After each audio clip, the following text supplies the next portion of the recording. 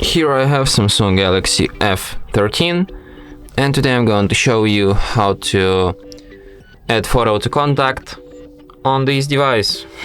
So firstly you have to open settings, phone application, then go to the contacts list. Okay, so let's add contact because I have none, unfortunately. So let's, for example, enter some random number and random name, save this contact. So you just select contact which you want to add photo, tap on this eye icon here, then tap edit, tap on the camera icon.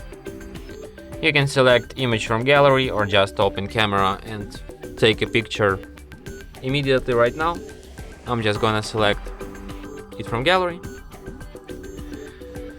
Then you select a picture, here you can adjust it, and then tap done and save. And as you can see, photo to contact added. And that's it. Thanks for watching. If you find this tutorial useful, don't forget to hit that like button and subscribe to our channel.